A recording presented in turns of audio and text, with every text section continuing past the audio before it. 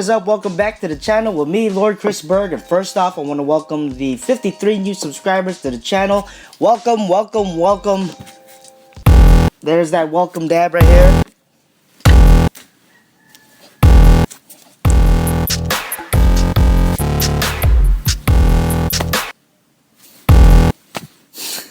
Alright, enough of that. Today we're going to go ahead and take a look at some of the most overpriced and overrated Funko Pops to ever come out. And I've always been a big fan of like collecting the common pops. Tried my hardest not to get the exclusives, but only for the characters that I really liked. A lot of these Funko Pops get considered grails out of personal interest, and a lot get considered grails because of hype or stickers that say limited to whatever number it says on the box. But just because it's an exclusive, it doesn't mean it's a grail.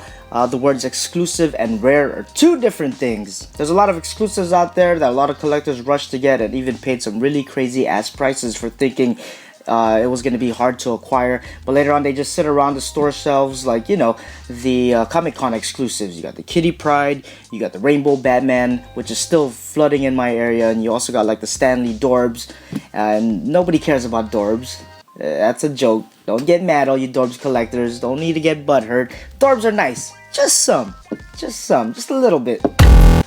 So let's go ahead and take a look at some of the Funko Pops that get way too much credit than it actually deserves, whether it be common, vaulted, retired, or an exclusive. So first, every single silver and gold variant, and even the flocked versions. I know I'm starting to sound like a hater right now, but I'm just not a big fan of them. If you want a silver or a gold pop, and all you gotta do is just spray paint it yourself. You'll probably do a way better job than the factories that paint them do, since a lot of the paints come with really crappy paint jobs anyway. And don't lie, every collector has done it. Even I've done it. You've taken two of the same Funko Pop, put them in each hand to look for like some paint imperfections. And don't you hate it when like this one has a better paint job than this, but this one has like the crappy paint job but a better box condition? So you go ahead and ask the cashier, hey man, is it okay if you go to the back and check for more boxes so I could, check which is the better one? They hate that, by the way. I for one don't collect the flocked versions because the weather I live in somehow ruins the flocked material on my pops in time. Even when it's never been taken out of the box, kind of like my Oswang Funko Pop right here. This flocked version looks like it's growing mold in it. And I used to have the Beast flocked Funko Pop, but I got rid of it because the mold grew on it. And if I knew Funko Pops was gonna get this big, then I would have just saved them in my collection anyway. So, lesson learned. Some may even say the glow-in-the-dark Funko Pops are overrated. I think the glow-in-the-dark Pops are just okay, if the character that's glowing actually glowed in the comics or whatever TV episode it featured in. And more recently is the She-Hulk exclusive to come out. She-Hulk doesn't glow, so I don't know why they made a glow-in-the-dark version of her. You know what I'm saying? Unless it represents her gamma rays. And Nightmare Before Christmas fans, remember Zero the dog? He glows in the movie, right?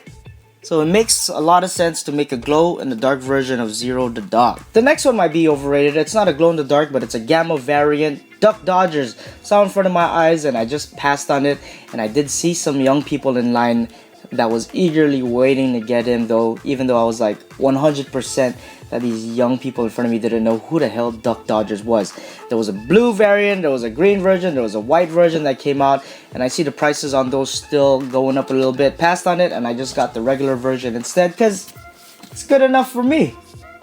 Next up is every single Freddy Funko variant. To me is overrated and overpriced, except the robot one. I love this one right here, man. It has a super awesome sculpt. Go ahead and check out the video I did for it. And just because they put a Freddy head on top of an already used body sculpt, that damn price just stays up there. So in that case, if you want to make money, and if you're a customizer watching this video right now who's really good at sculpting vinyl, all you need to do is make a crap load of Freddy Funko heads so collectors can buy them, put them on eBay, rip the head off of any of the Funko Pops except the Marvel ones because they're bobbleheads, and just replace it with the Freddy Funko Pop head, and there, instant badass collection on the forums, guaranteed likes on Instagram, guaranteed 100 likes on Instagram. But even with that said, I still like the regular Freddy right here, just the regular one. There's one that says happy birthday. Need that one too, man. And since we're on the subject of replacing heads, some of the Conan O'Brien Pops get way too much hype. I only have one, which is this regular version right here with his suit. Good enough for me. But the other Conan Pops were just lazy head replacement, except the Joker one, since they like repainted his face. And that was pretty good. Don't mind if I get that one. This might make somebody mad, but it's just my opinion. Prototype Pops. I never got one, nor did I ever see one in real life, but people spend way too much money on them. I get it, the sculpt looks nicer and way more details on it on the prototypes, but they aren't painted though, man. Just get all the Funko Pops you want to experiment on, buy some coat paint and just spray paint it over, or buy some paint remover, take out the paint on the pop, and boom, instant prototype right there. Take a picture of it, make sure you caption it prototype, don't forget to hashtag it, and boom, instant badass collection. Nobody would ever know. All you gotta put is I got my first prototype, and everybody be like, oh damn, and then they'll do those emojis like this or this or all those other emojis because you're too damn lazy to type out the word. I did a top 10 Funko Pop price guide a while back. Go ahead and look for it on my Funko playlist if you haven't seen it yet. And I was surprised to see Belle in a yellow dress come in at number 10 and valuing at $250.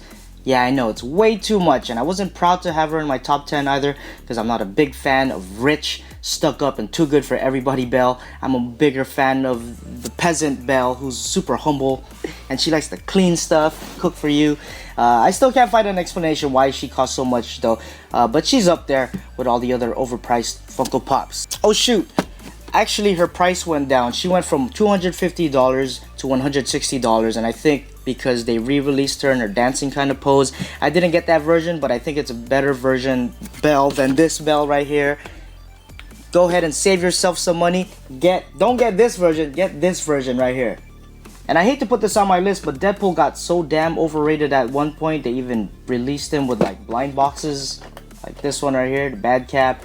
But I think all the Deadpool Pops everybody wanted at one point dropped in prices because it got played out quick. And I really love having my white Deadpool, but then this one got re-released with a different pose. I was just a little mad about that. And after that release, now my collection is back to being basic. What do these girls say? You a basic bitch. Sadly, the Deadpool Pop can't stay overpriced, and the only pop that can stay overpriced and overrated are the Batman Funko Pops. There you go, and we've seen dozens of repaints of this with the same damn scope. And one of the most overrated pops is the Zer and R Batman right here. Not gonna lie, I really like this pop for the fact that it was hard to get, especially where I'm from, because we don't have any Targets over here, and that's my personal reason. But once I read the backstory of the Zer and R Batman, I thought it was pretty cool, which made me enjoy it more, and now I'm a real big fan of it. And nobody really knew how limited they were, but they were bought off from, our good friends, the resellers, making it impossible to get, so its value spiked up. And speaking of spikes, next up is our spiky hair friend, Arya Vegeta. This ain't the one right here, this is the one I'm talking about. Arya Planet Vegeta, I didn't get him. Too expensive for me. This one will be good enough. He's going for like $750 on the pop price guide right now. So I don't have him personally, but all you rich people with a lot of money to drop do. So hey, congratulations! And since we're on the subject of Vegeta, I don't see why they had to make another Vegeta release with him wearing regular clothes like this. I don't think we really needed that. Maybe I have to be like a super hardcore Dragon Ball fan to understand why they released this version of him, but right now I just don't get it. Now if that version of Vegeta does really good at sales, then what is Funko gonna do? They're gonna go ahead and release all the Dragon Ball characters that we already have with casual clothes too. Yeah, and do you guys really want that? Of course not. I mean, unless you're a Dragon Ball fan. And as far as Dragon Ball variants go, to me, no big deal, man. Just the same or slightly different sculpt with different color hair. And speaking of hair, Qui-Gon Jinn was limited to 2,000 pops. He's averaging about $320 on the pop price guide at the moment, which is why I don't have him. Not gonna say anything bad about him because you Star Wars fans are pretty sensitive sometimes. Sheesh, man. Stay out of the comment section. Actually, no. Leave a bad comment on there so you guys could prove me right about you Star Wars fans being overly sensitive. Moving along to another expensive Funko Pop that shouldn't cost as much as the original Clockwork Orange Funko Pop. where he's holding his cane. They never went to full production, so they were limited on the pop price guide. They're currently at $2,580. F that, bro. Not worth it. The new one that came out with him holding a cane looks way better, in my opinion, of course, and you'll find them for at least $10. Save that money. Next, I enjoy all the Hanna-Barbera Funko Pops. I don't know every single cartoon from the company, but just enjoyed the ones I caught on TV when I was younger. Now, with that said, I don't know a damn thing about the Hair Bears. I just thought they looked really cool, and I only want one of them for my collection. I don't care which one, I just want one for the collection. And I noticed when they first mentioned about the Hair Bear Funko Pop release and the Comic-Con, people went on the hunt for those things, you know, like the resellers. But after the Comic-Con ended, nobody really cared about him. You don't believe me? Go ahead and run a search on Hair Bear Funko Pop reviews on YouTube. There's only gonna be like a handful, maybe like 4 videos with super little views. Just like my videos, getting little views. Those damn views, man. Super hard to get. Kind of like these exclusives. Next up, every single Joker and Harley Quinn Suicide Squad exclusive. Mainly the Jokers. We didn't need all of these variants of him. Just like Crossbones right here. They overdid it. And they were only like in the movie for like 5 minutes. So why make so many damn versions of Crossbones and Joker? That's like releasing 10 Funko Pop versions of Captain Phasma, who only had like 10 seconds in the new Star Wars movie. And there it is. Whether you agree with me or not, you gotta admit some of these pops mentioned are true to being overrated or overpriced. And if I missed any Funko Pop on this list, let me know down below in the comments section. If it's your first time here, don't forget to subscribe. My name is Lord Chris Berg, and you guys have a good day. Laters!